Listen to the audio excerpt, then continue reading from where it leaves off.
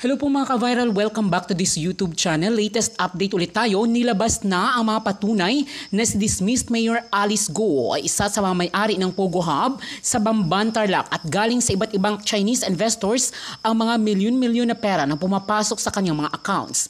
Nalantad din na bumili si Alice Go ng mga lupain at properties na nagkakahalaga ng milyones na hindi niya maaring kitain bilang mayor lang ng isang bayan. At sa kanilang QGG farm na ayon sa kanya ay pinagmulan ng kanyang income. Nabuking din ang pangalan ng mga investors sa Pogo Hub sa Bamban kung saan ang kanyang pangalan ay nasa top ng chart bilang top investor or owner. Siya din ang nagbabayad ng electric bill ng Pogo Hub subalit pilit niyang itinatanggi na siya isa sa mga may-ari. Ayon sa kanya ay matagal na niyang ibinenta ang lupain na kinatatayuan ngayon ng nasabing hub. Nalantad din ang relasyon niya kay Mayor Dong Kalugay na dumalo din sa nasabing hearing. Nang nakaraang birthday ni Kalugay na iginaos sa Alphaland Mountain Lodge ay nakuhanan si Alice Go na magkasama sila na Kalugay. Meron ding properties sa Baguio si Alice Go na binili na nagkakahalaga din ng maraming milyon. Narito ang magpapatunay ng mga ebidensya na nakalap ng komite hinggil sa pagmamay-ari ni Alice Go ng Pogo Hub sa Bamban, Tarlac. Committee. Ang tanong ko sa iyo, sino dito sa mga taong to ang funder nitong Pogo Hub? Senator, hindi ko po alam. Pumasok sa iyo yung pera, partners mo ito sa mga corporations. Ang aking hinala, andito sa mga pangalan na ito ang mga funder nitong Pogo Hub. So ang tanong ko, sino dito sa mga pangalan na ito ang tumulong para maipatayo ang Pogo Hub sa Bamban? Sen 2021 pa lang po, nailabas, naibenta ko na po yung lupa po sa kanila. After that po, hindi ko na po alam. Paano po sila nagpatayo, hindi ko po alam po. But you're the president of Baufulan. In fact, yung deed of assignment mo, peke yun. Hindi na register sa Tarlac, hindi nga nagbayad ng capital gains at documentary stamps sa BIR. Nag-assign ka ng deed of assignment na hindi naman hindi siya na perfect o hindi naging effective dahil hindi ka nagbayad ng buwis. Pinalabas mo na na-assign mo siya. Pero in reality, ikaw pa rin ang may-ari nun. Sen, hindi po ako may-ari ng Baufu at I invoke my right against self-incrimination po. Anyways, I know you're gonna say that, pero the evidence will speak for itself. Itong mga taong to ay mga kilala sa Pogo, may kaso, iba nakulong na. Si Jiang Jie nagbook ng room sa'yo sa hotel mo sa Indonesia. Si Yu Zhengka nagpasok ng 1.3 billion pesos na hindi niya rin dineclare. So all of these personalities nakapalibot sa'yo. Kaya naniniwala ko na hindi mo matatanggal ang sarili mo dito sa Pogo Hub sa Bamban. Sentro ka dito sa pagpapatayo ng Pogo Hub sa Bamban. At nangyari itong mga human trafficking dahil binuksan mo yung pinto para sa kanila at nakibahagi ka dito sa mga illegal na activities. O nila, Alice? Staff ko po sila Ate Che. Nila Alice? Hindi po, Your Honor. Hindi, meron kasi ako litrato dito. Kuha mo ito nung birthday mo no August 22. Yan ang happy birthday. Alam mo kung saan to? Hindi ko po makita, Your Honor. Malayo po. Oh. Sa Alphaland Baguio Mountain Lodge. Familiar ka? Are you familiar with it? Ayaw po, Your Honor. Hindi ba doon yun? Diyan po, Your Honor. Okay. So, kahit malayo pala pag tinatanong na alam mo. Yung sinabi niyo pong alpalan na alala ko po. Member ka? Hindi po, Your Honor. Hindi ka member? Hindi po, Your Okay. Honor. Salamat. Alice. Alias Alice. Ikaw ba nag-attempt ng bumili ng bahay sa Alphaland Baguio Mountain Log Homes? Opo, pero hindi po natuloy. Magkano? Hindi ko po maalala po, hindi po natuloy. Pero nag-attempt ka bumili ng mag-purchase? Nag-expire po. Ha? Opo. Naging buyer ka? Kailan? Hindi ko na rin po maalala no year po eh. Hindi mo laging gano'n ang sagot niyo, no? Hindi niyo maalala. Papaalala ko sa'yo, November 10, 2022. Alright? Hindi natuloy. Bakit hindi natuloy? Opo, hindi pa natuloy. Bakit nga? Hindi lang po natuloy. Bakit nga? Opo, pero Bakit nga? hindi po natuloy. Nagpa-purchase ka, nag-apply ka bibili ka ng bahay. Sabi mo hindi natuloy. Bakit nga hindi natuloy? Yun lang ang tanong ko sa'yo. Opo, hindi lang po natuloy po. Sinungaling to babaitang to ha. Okay.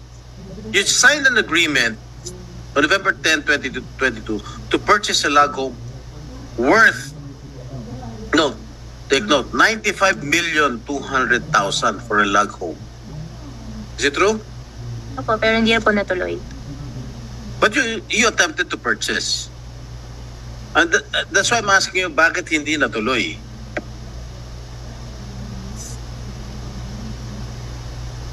Kuwaping, ano yung rason na hindi mo tinuloy yung purchase? Kulang po yung funds. Hindi ko po natuloy. Kulang yung funds. Marunong ko pala sumagot eh. But you attempted to buy. So may capacity ka to buy a log home worth 95 million. Gusto ko pumili pero hindi po natuloy nga po. Saan mo sana kukunin yung funds? Kung sakasakaling natuloy.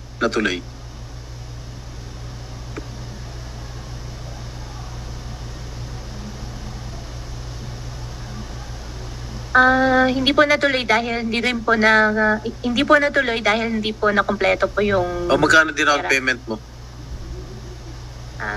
Down payment po is 15% po yata. So hindi mo na na-recover yung down payment? Na-forfeit na ba yan? O sinauli sa'yo ng Alpha Land? Wala pa pong usapan po doon.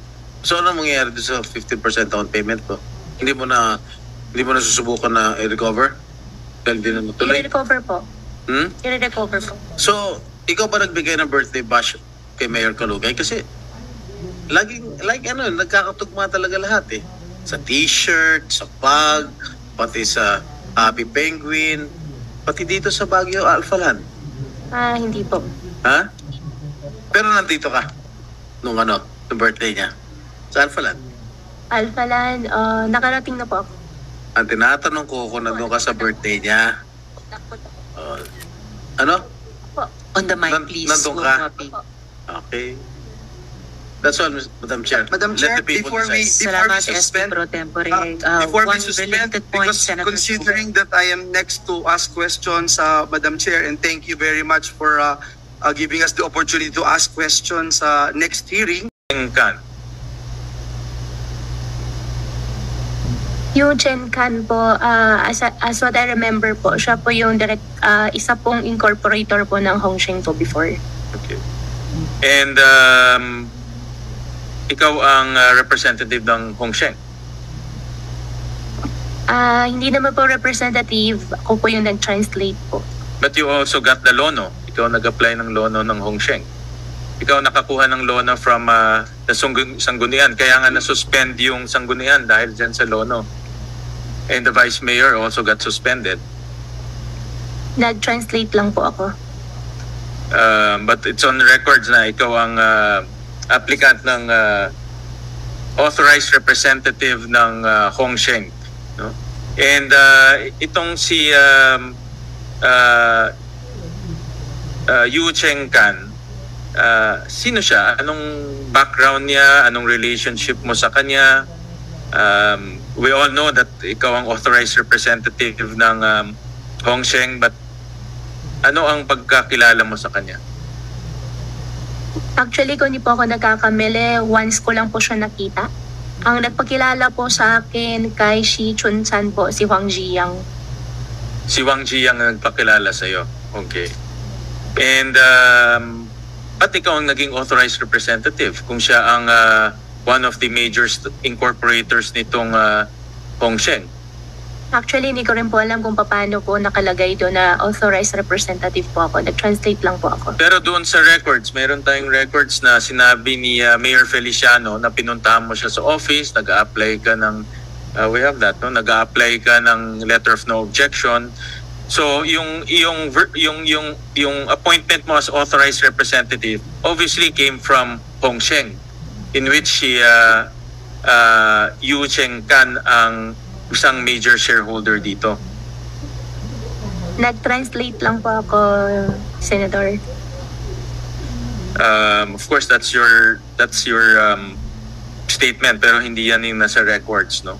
Dahil interestingly, nakita rin namin sa records na isang tao lang, si Yu Cheng, can you disbursement? In disbursement ni Yu Cheng Kan between 2019 to 2022, umabot to 1.3 billion pesos. Again, exactly the same time nung pinapatayo itong Pogo Hub sa Banban. So, kanina nakita na natin merong 5.8 billion pesos from your account, from your personal account, your family business. Ngayon may 1.3 billion pesos. So, umaabot na ngayon ng almost 7 billion pesos ang pumasok. So, parang nagtugma na ngayon yung mga perang pumapasok dito sa mga account doon sa pagpapatayo ng Pogo Hub sa Bamban. This one, ito yung account na pumasok yung pera dito sa isang major shareholder ng Hong Sheng, no? Napakalaki, Madam Chair, 1.3 billion pesos. So if you add everything, pumapasok siya to the 7 billion pesos na cost ng building na yon. So basically na-trace na ng committee kung saan yung perang, kasi yung unang tanong sino nagfa-fund at saan yung pera nanggagaling.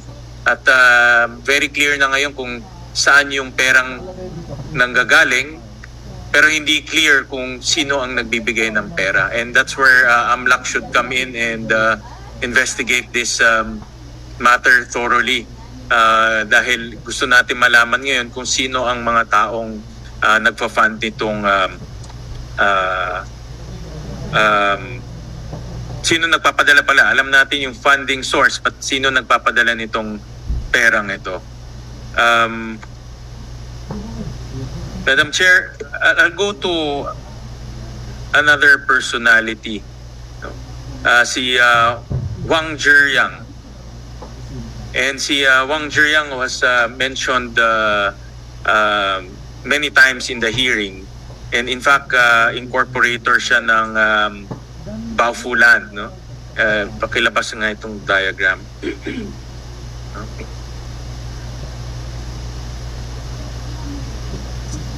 Sige. Last night. Thank you. So, tinignan namin mga personalities. No? Si Wang Zhiyang is incorporator ng Baofu Land. Si Lin Baoying, incorporator ng Baofu Land. Si Zhang Rujin, incorporator rin ng Baofu Land. Si Lin Baoying and si Rujin are good chairperson exposed this during the first hearing na nakulong sila sa Singapore because of large-scale money laundering.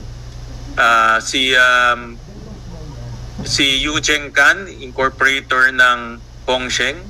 And then now, meron ng connection to Lucky South 99 via si Jiang Jie, who booked the room nung tumakas kayo at pumunta kayo sa Indonesia. So, when we put ang isa pang hindi namin nalagay dito dahil bagong information pa lang ay si Duan Renyu or Duan Renwu, no, na isa ring major Pogo personality. So, in other words, lahat itong mga merong si Wang Zhiyang, merong yung warrant of arrest, yung iba nakulong na. So, lahat itong mga major Pogo personalities are all connected to you. Guo Huaping, they're all connected to you. Kaya hindi malayo na yung perang pumapasok dito sa account mo, galing lahat dito sa mga taong to. At binuksan mo yung pinto para sa kanila, para maitayo nila ang Pogo Hub sa Bamban at gawin yung kanilang mga masasamang ginagawa tulad ng human trafficking, scamming at iba pa. So, all of... against me po. Doon lang po ako Kanina sinabi nag-worry. mo na isasubmit mo. Tapos i-check mo. Opo, i-double check ko po. Tapos magsusubmit pa ako sa inyo. O ngayon, masasubmit ka ulit. Opo, magdo-double check. Ipaglabas ko po, i-double check ko po. So naguguluhan kami. Isasubmit mo ba o hindi? Ito-double check ko po, tapos magsusubmit po ako. So, isasubmit mo. Opo, magdo-double check po ako, tapos magsusubmit po ako sa inyo. Medyo pinapaikot-ikot tayo, Madam Chair, about that. Late at the proper time, Madam Chair will issue a subpoena to subpoena the records. Apparently, hawak niya naman yung records, so we will, I'll make the motion now. I move to subpoena the records pertaining to the payment of using those bank accounts, Mr. President. Second the motion, Madam Chair. Motion duly made and seconded and so ordered, COMSEC. Thank you, Senator Sherwin. Thank you, Madam Chairman. Can I? Senator Joel, well, I'll get my notes back. Yeah, thank So, you. Senator Joel. Yeah, I will propound Related questions question. already raised by Senator Sherwin kay Guo Huaping. And I'm very much aware of your rights and your right to self-incrimination. Alam ko din yun, and we wanted to protect you from exercising your right, alias Alice. Gusto ko lang malaman, kailan ka pumasok sa pagninegosyo?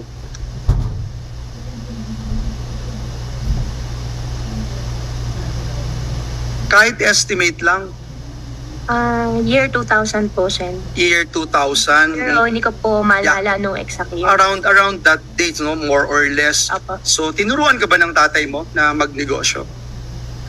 Opo, tinuruan po niya ako sa piggery. Piggery lang o embroidery kasama? Kasi, di ba, malago yung, sabi mo nun, yung embroidery business ng tatay mo ay malago doon sa China. Kaya nga, you made mention na once in a while, nabibigyan ka ng tatay mo, nabibigyan 500,000, sometimes 1 million, sometimes 2 million, because malago yung embroidery business niya sa China. Is that correct, Your Honor? Opo. So, tama. No, anong ginagawa mo na bago ka pumasok sa negosyo, pinag-aaralan mo, I'm sure tinuruan ka ng tatay mo, sabi mo nga, pinag-aaralan mo bago ka pumasok o magtayo ng isang negosyo, bago mag-invest. Is that the correct statement? Opo. Nag-umpisa po ako, may piggery na po kami. May piggery na. So again, again, to repeat the question, when ikaw papasok ka sa isang negosyo, tinitingnan mo, pinag-aaralan mo before you go or invest. Tama, okay. The answer is yes, Madam Chair. May mga negosyo ka na ilang taon na pag tinitignan namin yung mga records dito, puro palugi. At yung iba, talagang lugi. Parang hindi tuloy kami naniniwalang pinag-aralan. Kung totoo yung ipinapakita o nais ipakita nitong mga negosyo na ito, would you say na may mga napabayaan kang negosyo, alias Alice? Payaan ka na negosyo? Sen, anong company po?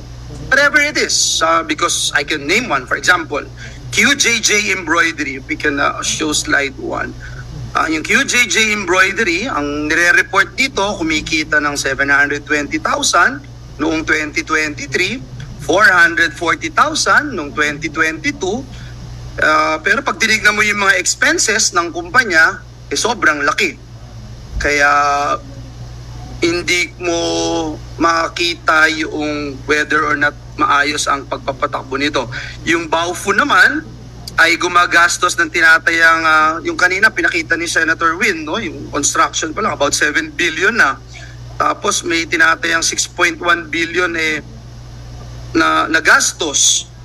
Pero taon-taon, lugi simula 2019. 2019, lugi lagi, no?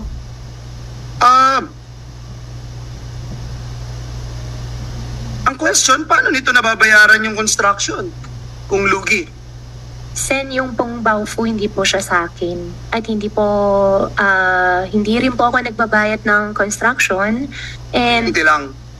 And for that po, I invoke my right against self-incrimination po. Binanggit yung kuryente, invoke to invoking the right to self-incrimination. Anyway, kasi parang trend po, Madam Chair, na laging mas mataas yung expenses ng mga kumpanya niya kesa sa kanyang kinikita. Hindi ko alam kung operational po ito. No? Let me show you another slide. Itong slide 3. Pag tinignan niyo po, ganyan din po. No? Ang QJJ, kanina lagi mong binabanggit yung QJJ. Ito, di ba? Yung QJJ.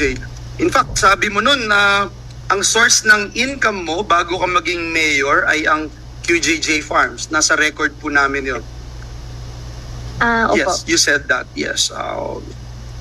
Bakit yung QJJ embroidery? Can we show QJJ embroidery na may expenses sa labor? Can we show that? May expenses ka sa labor pero wala itong rehistradong empleyado sa SSS, PhilHealth at Pag-ibig, Madam Chair. Ano kaya ang dahilan dito, Madam Chair?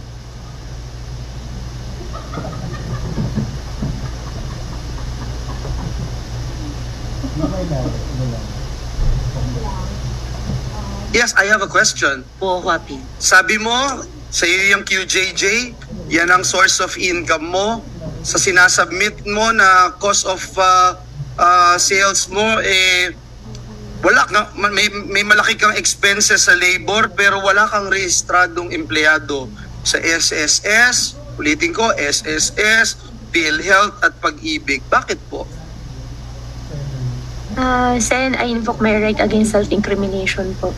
So, malinaw, ginoong Madam Chair, na ito daw yung kanyang source of income, paulit-ulit, ito yung kanya, ito yung kumpanya niya, kumbaga parang pep company niya ito, pinakamalapit sa puso niya, pero sinasabing bihasa sa negosyo, maaga nagsimula sa negosyo, limpak-limpak na salapi yung kinikita, parang allowance nga lang yung 500,000, 1 million, 2 million pag nangihingi kay tatay.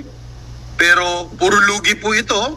But at the same time, wala hong rehistradong empleyado sa SSS, PhilHealth at Pag-ibig. Again, alias Alice, Guawaping, sabi mo, source of income mo bago ka maging mayor yung QJJ Farms. Pero kung titingnan mo rin yung financial statements nito, bago ka naging mayor, lugi na ito eh. Ito, ipakita natin yung slide 5. Lugi na ito ng 954,000. Tapos sa ITR mo naman, pakita din natin yung income tax return mo, 286,000 lang ang kita mo mula sa QJJ Farms. Okay? Ngayon, naging mayor ka, 2022, sabi mo rin at nakasulat ito sa iyong mga ari-arian, nakabili ka ng 8 lote ng lupa sa Las Piñas noong 2023. Ang halaga, 157.3 million. Ayan po, Madam Chair. So, ito yung inasabi mo na source of income mo, pero lugi nga ito, nakabili ka pa ng 8 lote, so natural ang tanong namin, saan mo kinuha yung mga pondo na pinangtutustos mo sa iyong mga ari-arian? O wag na tayong lumayo, dito na lang sa 8 lote na binili mo sa Las Piñas, saan ang galing ang pondo na ito? Sen, dahil po dun sa AMLAC case po, I invoke my right against self-incrimination po. So ibig sabihin, nagawa mo pang bumili ng 8 lote, simple lang naman yung katanungan, Madam Chair, saan nakuha yung salapi? Ibig sabihin, may kinikita ka na hindi mo dinideklara at may financier ka. Next question ko, gusto mo bang sabihin sino nagpi-finance ng mga gastos mo? Politika, etc. You know, I can go on and on, Madam Chair. I have here with me not only SALN, ITR, SOSE that you filed in COMELEC na nakakatawa kayong dalawa ng lovers in Pogo mo, si Mayor Kalugay. 45,000 lang ginastos sa SOSE noong 2019, Madam Chair. Noong 2022, 55,000, Madam Chair. Hindi ko maintindihan yon. Ang alam kong kalaban niya doon, yung mabigat na political family ng mga Celeste, Madam Chair. At pag nagtanong ho kayo dun sa Suwal, during the past 2 elections, talagang yung mga tao ho dun nagsasabing bumabaha Madam Chair. So again, guwahuaping, sino nagpi-finance sa'yo? Merong bang financier ka? Merong bang binanggit mo sa amin nun?